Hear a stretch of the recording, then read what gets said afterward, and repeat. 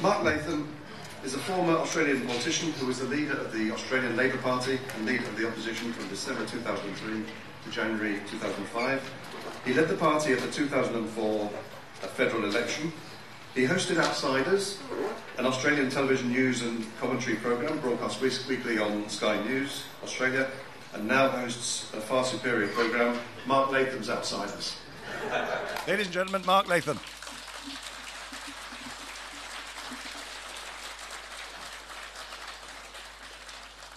Well, thank you very much, Mike. Ladies and gentlemen, Mike, you've got wonderful judgment and discerning taste in TV programs, so I can congratulate you for that. Now, in opening up the last day of the conference, my job obviously is to jolt anyone here out of their Sunday morning blues. That's going to be my main role, to jolt you out of the blues and hopefully provide a note of optimism about the future of the men's movement and the men's rights issues. And I thought, in jolting the conference awake here on a Sunday morning, what better way than to tell a Kevin Rudd story? Everyone loves to hear about Kevin Rudd. Look at that, you're all automatically animated and have the natural human reaction. The mere mention of Kevin Rudd's name, you burst into laughter, so that's a really good sign for the rest of the conference proceedings. Now, it's little known that after Kevin missed out on the UN job, the Secretary-General, he's decided to come back into Australian politics, and just north of here he's rampaging through his old seat there in South Brisbane, trying to get back on the political stage, and he's visiting schools and shopping centres and going around the hospitals and shaking hands and big-noting himself as only Kevin Rudd can. And a colleague told me last week that Kevin was in a nursing home in his old electorate, going through there, shaking hands and letting everyone know how wonderful he is. And one of the little old ladies there walked up and said, "Who are you?" Well, you can imagine the massive jolt to Kevin's enormous ego that someone there didn't know of the great legendary Kevin Rudd. So he started to say to her, "Who am I? Who am I?" He's protesting, his voice is getting louder and louder, it's ricocheting down the corridors of this nursing home. He's yelling out, "Who am I? Who am I?" And it's becoming quite a scene as Kevin's all upset. "Who am I?" And then another little old lady walked up and said, "If you don't know who you are, you just go up to the front desk and they'll tell you."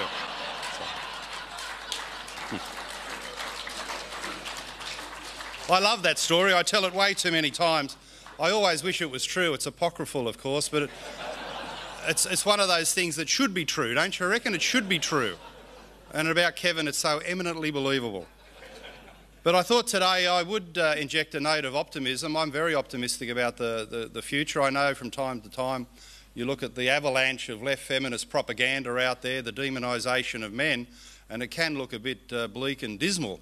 But I think there is cause to look through that and in the medium term to see some encouraging signs about where the public debate and Australian politics is headed. And I thought to start out I might just give a bit of background as to how I became interested in men's issues. And I'm a terrible person, you know, all the dangerous words I speak in the public arena, the places who don't want to hear what I've got to say. I've got this very, very dangerous habit of trying to judge the evidence as I find it. And this started for me when I was elected to the seat of Werriwa in the federal parliament in 1994. And if you'd said to me at that time, someone coming from a Labor background, intensely interested in social justice and fairness, in terms of what we now call identity politics, in 1994, what would be the prototype identity of a person in my old electorate of Werriwa in southwest Sydney who was desperately in need of assistance, community and government support, who was the person most in need of social justice? And I would have said it was a middle-aged man, probably restructured out of a manufacturing job or part of intergenerational unemployment welfare dependency in one of the 4 or 5 public housing estates in that seat in southwest Sydney. A middle-aged man who would be struggling with employment, perhaps family breakdown, issues with the kids. That would have been the person who I regarded as most in need. And in those public housing estates you had second and third generational welfare dependency, young people growing up thinking, well, dad hasn't worked, the grandfather hasn't worked, I'll just automatically go on the dole as well. So these were real male-centred issues of disadvantage. And all these years later, 23 years later, I sort of feel foolish about identifying that as the person I wanted to help as a Member of Parliament. I spent a lot of time trying to help them in my more than decade federal parliamentary career. I feel so foolish now to find out that those guys down on their luck without jobs, intergenerational welfare dependency, they were actually an example of white male privilege. How was I to know?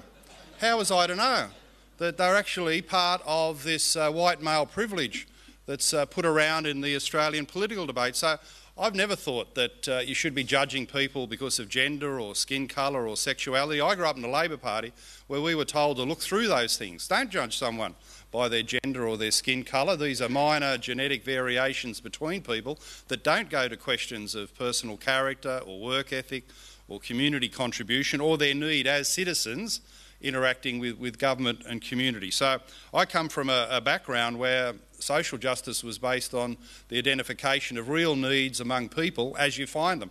And one of the great things about Australia over a long, long period of time has been the Australian habit. We say we're an egalitarian nation, not because we've got equal levels of income and wealth, but because we've got the social habit of treating people as equals as we find them. Just judge individuals on their merit and their individual circumstances. Now, we've lost that in the recent tendency to be run over by identity politics, the subdividing of the nation on the basis of gender, race, sexuality and even religion. So I want to answer the question, where has this identity politics come from? Why do we see so much in the ABC, the Fairfax press, leftist politicians, people even in the Liberal Party, talking about Australian society no longer on the basis of socio-economic indicators, socio-economic need, but on identity politics, gender, skin colour and the like? Well, I can identify three reasons why this has become a dominant paradigm of the left. I think they're totally muddle-headed in this approach, but it's useful to understand where this mutant type of thinking has come from. And the first example I use is Madonna, not the mother of Christ, but Madonna the rock star, who made a real fool of herself the day after Donald Trump's inauguration by saying, many of us lie awake at night thinking of things. She lies awake at night thinking of blowing up the White House. A kooky thing to articulate in the public arena. But I'd go back a few months earlier, late last year, she received a music industry award in Germany and made the most remarkable speech. Madonna the rock star said that she wanted to thank the gathering there in Germany for acknowledging the success of her 20 or 30-year career and supporting her in her long-time battle against misogyny. She positioned herself as a victim of misogyny. Now, this is someone who's the most successful female artist in the history of pop and rock music, a multi-billionaire. You couldn't imagine the type of success. But she positioned herself in this speech as a victim of misogyny and wanted to thank all the people in giving her the award that they too were standing up against misogyny. Now, this all sounds completely insane that she'd be saying this. What is the thinking behind it? Well, to be of the left is to identify some kind of oppression. Now, poor old Madonna there can't really say, look, you've got to feel sorry for me because I'm poor or I've been unsuccessful in life, I've struggled to sell the odd record. So she can't say she's been oppressed on the basis of economics or social support or recognition around the world. The only way she can identify with the left and say she's of the left and oppression is to say she's been hard done by on the basis of gender, that she's had to struggle against all the odds, poor Madonna against all the odds to be successful because all the men trying to hold her back. Well, they didn't do a very good job, but it's indicative of where left feminism comes from. Left feminism represents only 2% of the female population, but you'll invariably find that these are women who've got a privileged background. They can't say they're leftists because they've been oppressed on economic or wealth grounds. They're claiming, they're inventing an oppression on the basis of gender. And it's very true here in Australia. You look at people like Jacqueline Maley, who comes from a long line of dynasty of successful journalists in Australia, or Julia Baird, from a political hierarchy. Her father was a federal and state MP, a brother was Premier of New South Wales, Anne Summers from a well-to-do background, Clementine Ford. Just about all the left feminists in the public debate are using gender to identify themselves as left because they can't do it on the traditional grounds. They've come from a privileged background. economically, so they use gender as a form of left identification. And we need to understand that's what they're on about. They're claiming oppression on the basis of gender, even though they are privileged citizens in our society. Another one I can mention is Dee Madigan. I was on a Sky News panel with her earlier in the year and I mentioned male disadvantage and she started laughing.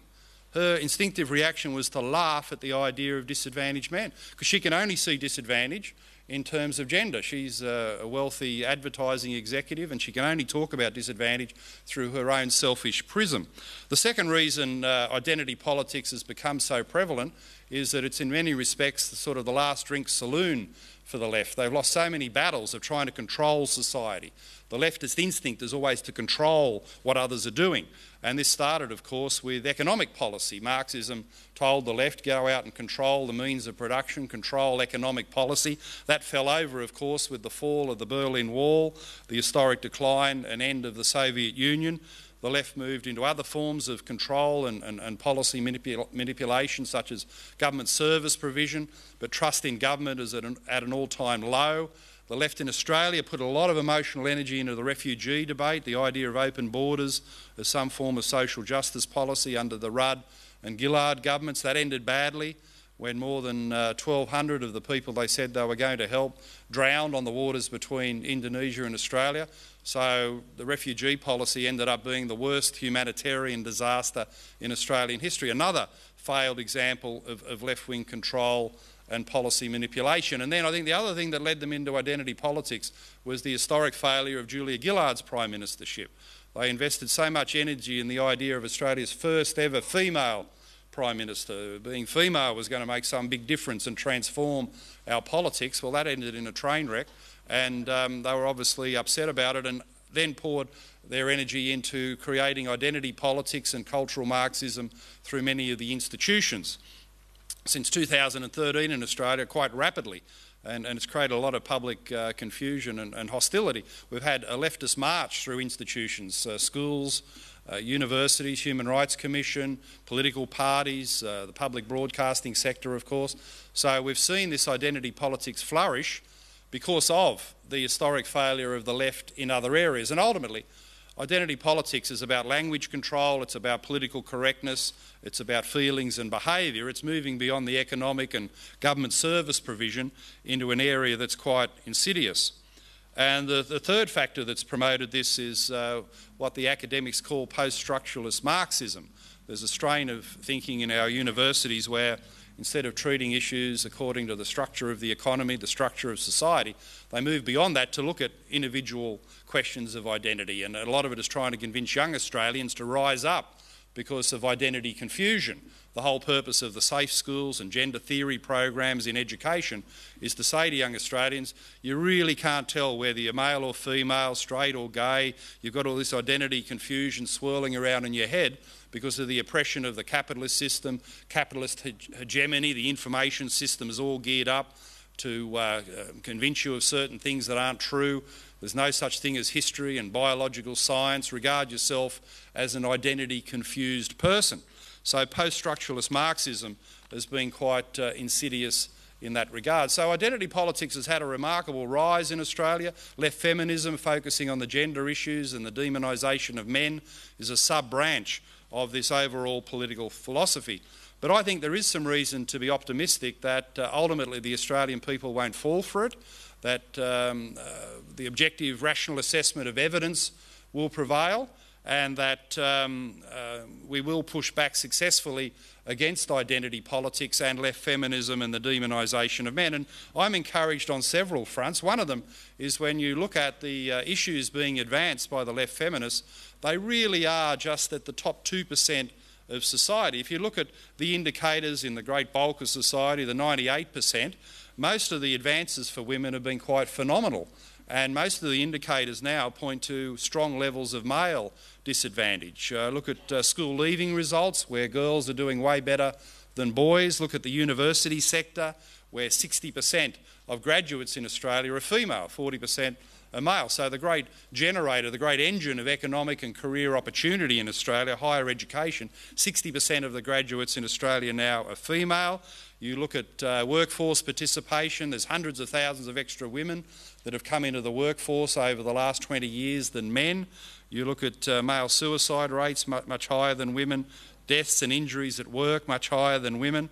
And the most telling statistic, if you added up all those in Australia who are welfare dependent, that is, they're living on long-term government welfare, disability support, pension, long-term unemployment, there's 100,000 extra men in Australia than women who are long-term welfare dependent. 100,000 extra men, right at the bottom of society, down on their luck, similar to what I mentioned about my old constituency in the southwest of Sydney. So you look at these statistics, where is the argument here for female disadvantage? Where is the argument for misogyny and sexism? Well, it's essentially concentrated in just in that top 2% of the population. The feminist argument these days is about more female parliamentarians, and in that area they are underrepresented, more female judges and more female corporate board members, another area of underrepresentation. But that really is just the 2% top elite of society. In the 98%, the broader social base, we've become a gender equal society. Many would argue a society where on the gender issues it's the boys and men who are suffering the serious levels of disadvantage. So in focusing on the top 2%, left feminism is a very, very selfish doctrine. It's about women like Dee Madigan or Julia Baird or Clementine Ford or Van Badham wanting more of these top elite positions for themselves, for them and women like them. So it's a very selfish doctrine, and I think there's a growing understanding that in just focusing on that top 2%, it's not representative of broader issues of social equity, advantage and disadvantage. And the other thing that gives me encouragement, if you talk to the women outside of the top band of left feminists after those elite positions in society, the reality is that your average professional woman these days will say 3 things about her experience in the workplace. And I get this all the time. And I go out and ask about it to get confirmation. And they'll say 3 things. One, that they haven't been disadvantaged because of their gender in the workplace. Secondly, if anything, being a woman has probably been a bit of an edge, a bit of an advantage in getting ahead in various professional areas, particularly the law. And the third thing they'll say, quite strikingly, is that if they do cop a bit of rough stuff or discrimination in the workplace, it's most likely other women who are causing the problems to them, not men.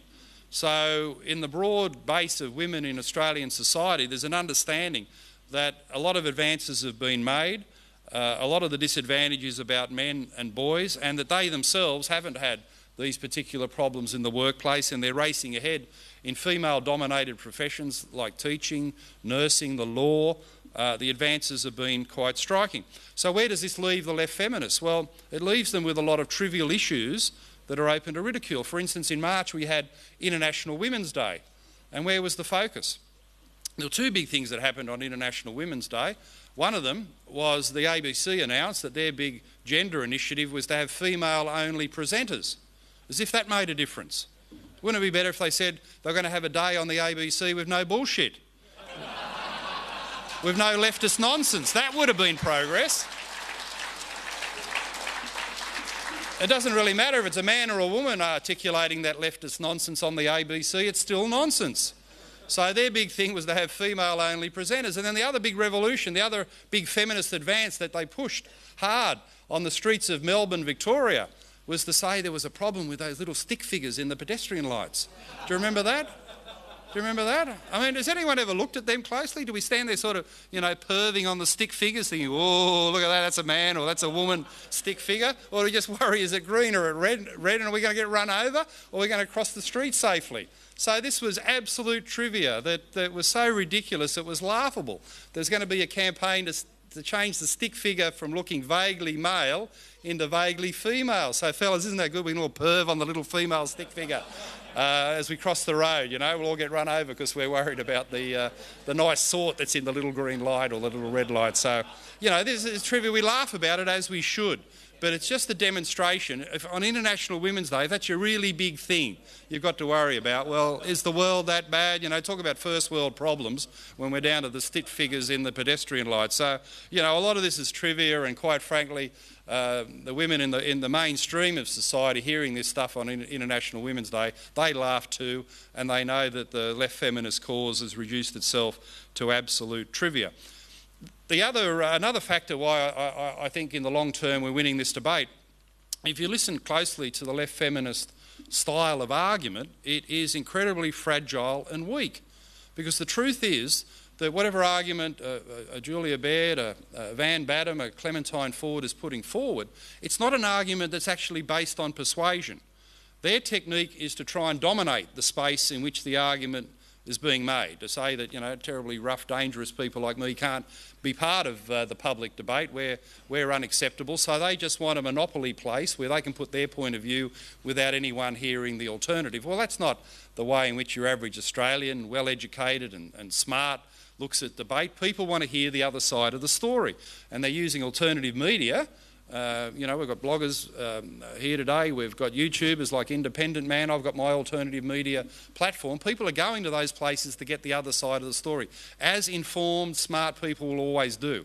And the problem with the left feminist presentation publicly is that it doesn't rely on persuasion, it relies on closing down others, it relies on political correctness, it relies on them monopolising the public arena, and they can do that at Fairfax and the ABC. But that's not the limit of media these days. There's all these alternatives, and more Australians are going to them to be better informed about the issues. In fact, the left feminist way of arguing is inherently weak and fragile because it's full of this couch-fainting feminism. If you disagree with the left feminists, they'll say, oh, you've disagreed, it's terrible, you're saying these things, how can you possibly disagree, you've hurt my feelings, I've been offended.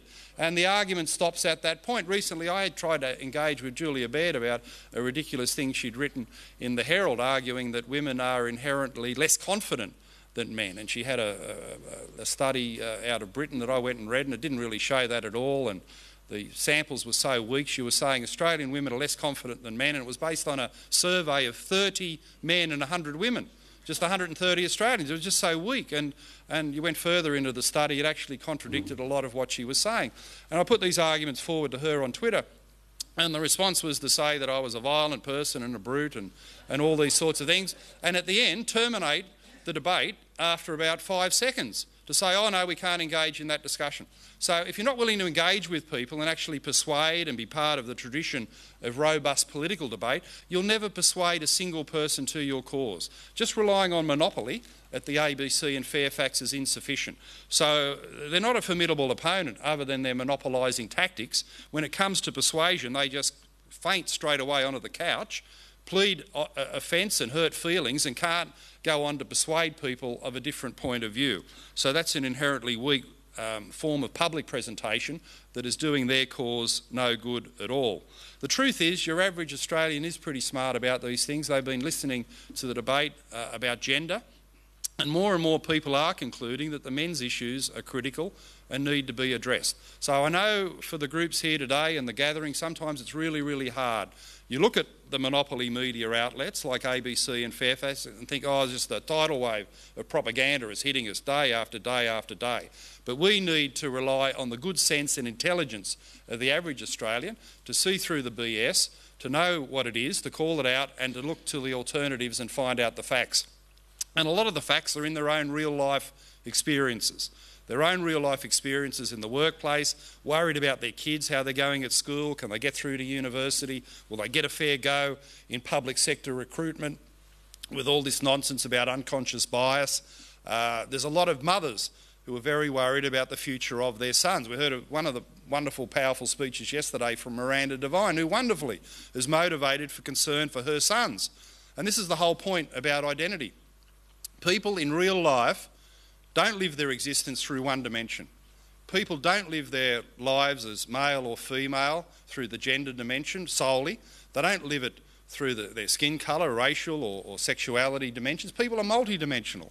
You've got lots of things happening in your life. You know, we're more than identity figures in society. We're workers, we're parents, we're community participants, and people have a real, rich, diverse existence. And out of that, They're seeing the nonsense of left feminism and how it's not reflected in reality, and they're reaching a very different conclusion.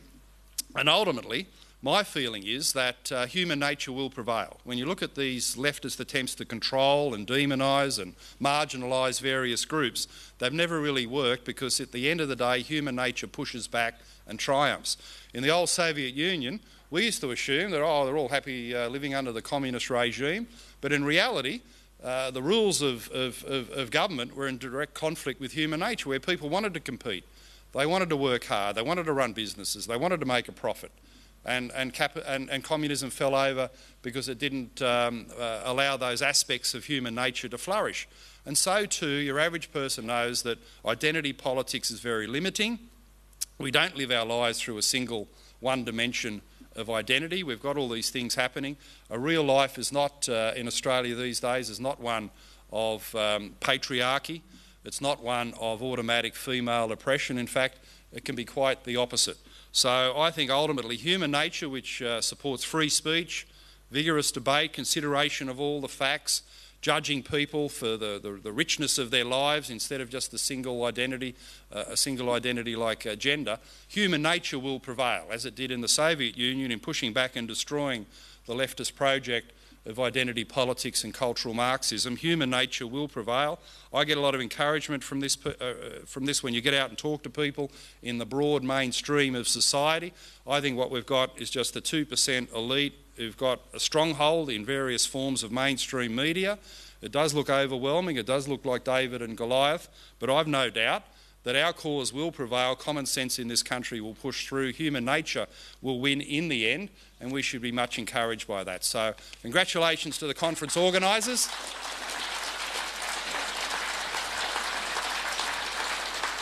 I pay tribute to all the people who are fighting the good fight. I wish you all the best into the future. We will win this battle to take back our country and decent Australian values. I'm 100% convinced of that, and we march forward in unity for that purpose. Thanks very much.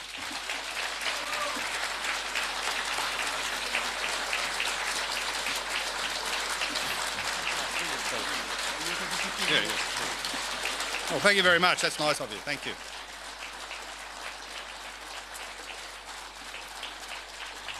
Thank you.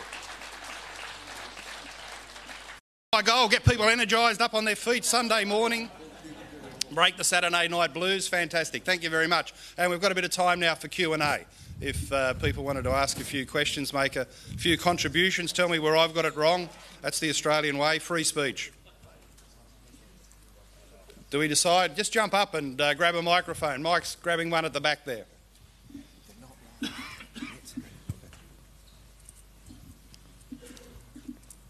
I've got one question for you. Why do you think that the feminists seem to be in bed with Islam at the moment? Because talking as somebody who's lived under Sharia law for 2 years in my life, I'm very concerned to see that 3% of the population is now actually dominating the mainstream media. Well, I think this is part of the narrative of white male privilege. They've constructed in their own deluded minds an interpretation of society that where patriarchy, white male privilege is dominating in all respects.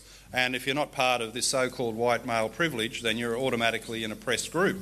So the left feminists have convinced themselves that even though they're wealthy, successful, they're all in the media, that they're actually doing it tough in society because of all the vicious men. And they're an oppressed group. And they identify also with Islam because it's outside of white male privilege as well. And it's an oppressed group. So they've convinced themselves against all the evidence and reality that normal people see, that you've got these oppressed groups, white men are holding down society through colonisation and racism and bigotry. So they effectively let Islam off the hook. You know, some terribly sexist habits and practices in Islamic nations, but they rationalise it away and delude themselves that it's all fine and it's not to be complained. For instance, Van Batten wrote a piece in The Guardian, a very instructive piece in response to Donald Trump's world tour, where she was attacking Melania and Ivanka Trump for their role. I would have thought those two women presented the freedom of the West and were very dignified in perhaps convincing Islamic women that they too should exercise freedoms. But Van Badham's conclusion was that Melania and Ivanka Trump are oppressed by Donald Trump, that they're downtrodden women, just mere flunkies in the Trump caravan, and in fact women in the United States are doing a lot worse than women in in Saudi Arabia. That was her conclusion, that women in the United States have got fewer rights and opportunities than women in Saudi Arabia, where they can't drive a car. I mean, it's just totally against all the evidence. Women in Saudi Arabia can't drive a car, and they've also got to have major decisions in their lives made by men. So it's a complete oppression. So it all comes from this delusion of white male privilege. For these nutcases, these Fruit Loops, they don't see any men who've got problems or disadvantage. All the men are privileged. They're exercising their power, and all the other groups in society, from women, Indigenous groups, Islam, any so-called minority is automatically oppressed. So it's a false construct of the way in which society operates, and in their own mind they rationalise all these problems away. They don't see too much sexism in the world of Islam, which of course is ridiculous. You know, we had Yasmin Abdel-Magid saying that Islam's actually the most feminist of religions. People just laugh at it because it is absurd. But this is what they've convinced themselves.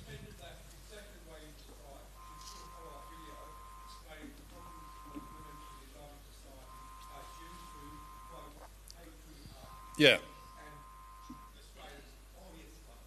Yeah, it's people like you and me who've ensured that women can't drive a car in Saudi Arabia.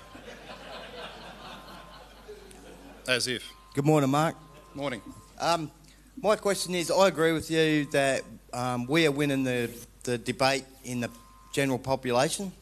What about where feminism and identity politics has captured all the power structures in society? What about they're running the bureaucracy, they've got a major place at the table of government, legal. How do we fight against that? Well, despite the identity construct, everyone gets a vote.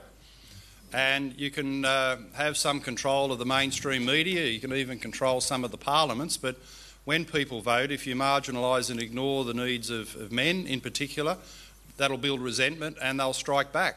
And the classic example of this, and we should take a lot of encouragement from it, was what happened in the US presidential election, where Hillary Clinton basically said there's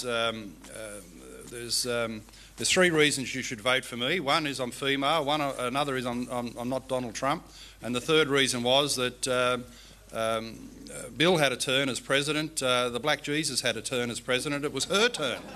You know, it was her turn to have a go in the Oval Office. Well, she went out and tried to build an identity coalition. She said, if you're female, you should vote for me. If you're black, you should vote for me. If you're Latino, vote for me. If you're gay or any of those alphabet categories, you should vote for me. LGBT, WTF people, you should vote for me.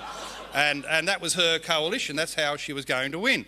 But she neglected the one group that the Democrats had always had there trying to help them, and that was men, white men in particular, who'd been restructured out of manufacturing jobs in the Rust Bucket states. So she presented an identity coalition that left those men out. Now, not surprisingly, they resented that. They resented being described as deplorables. She was actually against them, and they went out in large numbers, quietly, methodically, democratically, and voted for Trump and shocked the world. So at the end of the day, democracy has its own weight and its own justice. And identity politics, in neglecting the legitimate interests of a big part of the population, nearly 50% of the population, boys and men, it's a failed political strategy. So you can have some control over various institutions. Left feminists have got almost a full monopoly at Fairfax, the ABC, the Labor Party, the Greens, the Human Rights Commission, large parts of the Liberal Party with Malcolm Turnbull in place. So that might be what they think is power, but ultimately people rise up when they're left out of legitimate democratic consideration. It happened in the United States, and I'm sure it's going to happen in our country as well.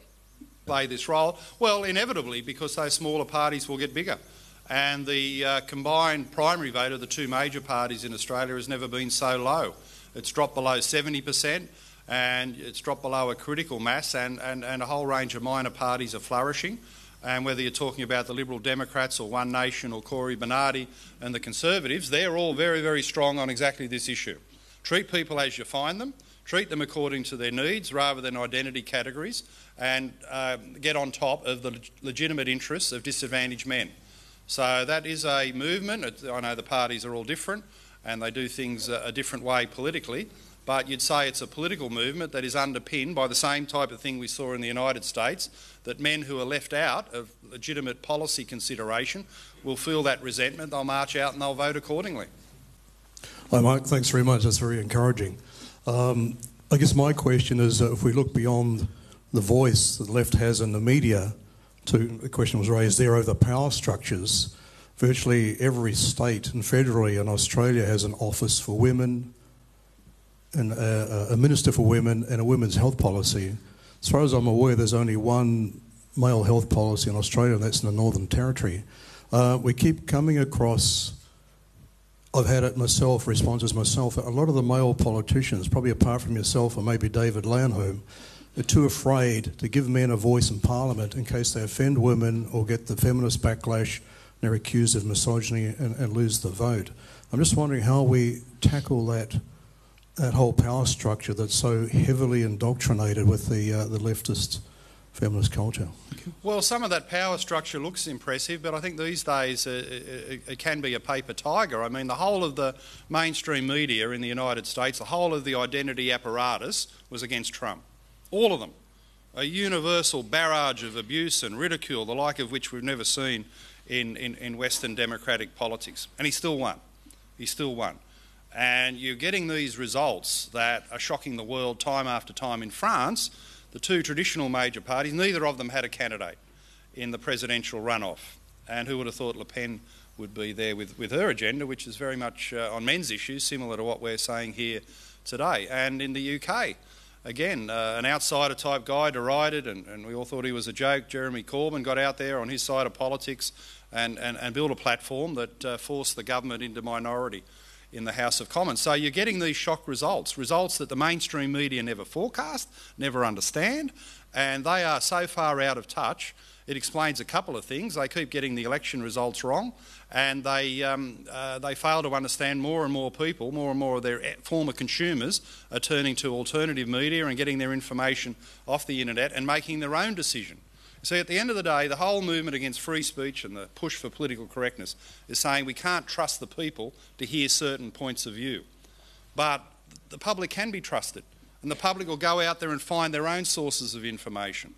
And we should be always out there putting the message forward and saying, here's our side of the story. We're not automatically requiring you to agree, but here's our side of the story, and we trust you, the Australian people, to make your decision, make your judgment about all this information. You know, you might read something by the left feminists in the Fairfax press. Here's the alternative point of view. You make up your mind. And that's what people are doing in growing numbers. They know the mainstream media is full of agendas and ideology and preconceived views of the world, and they want a bit of freedom to make up their own mind. And at the ballot box, they're doing it in very, very unpredictable ways. So I think that movement is on our side as well. I have the microphone. Good on you. So, Mark, how can I convince you to band together all these small minor parties under your or someone else equally cool's leadership and form a valid, viable third-party option for an upcoming election?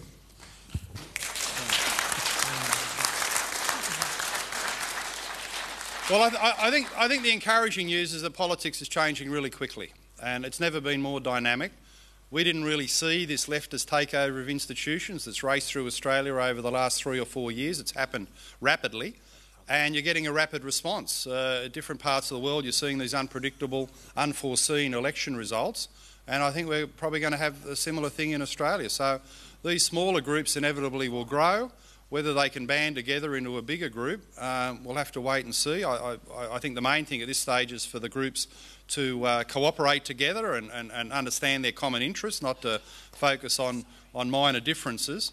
So I think anything's possible in the current political environment. We keep seeing that election after election after election internationally, and surely it's only a matter of time before it happens here in our country.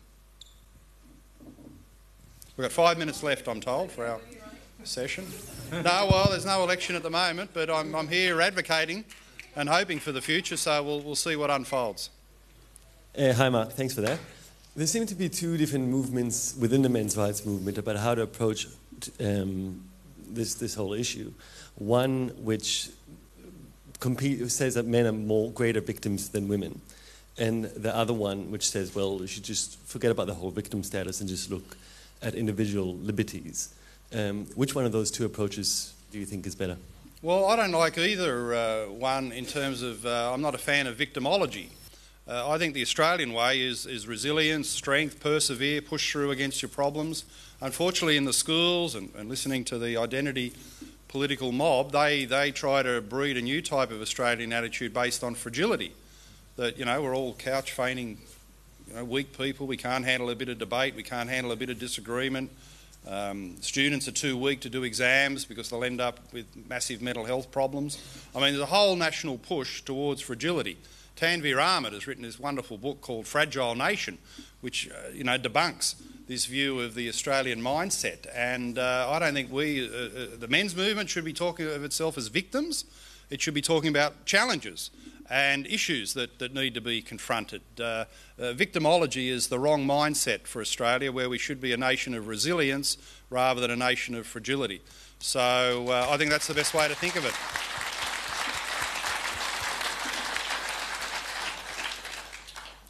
Mark, what's your stance on the family court system? Because at the moment we've got the male suicide rate going up, and that's due to males committing suicide of going through courts, the stress and the depression of it. So what's your stance on it?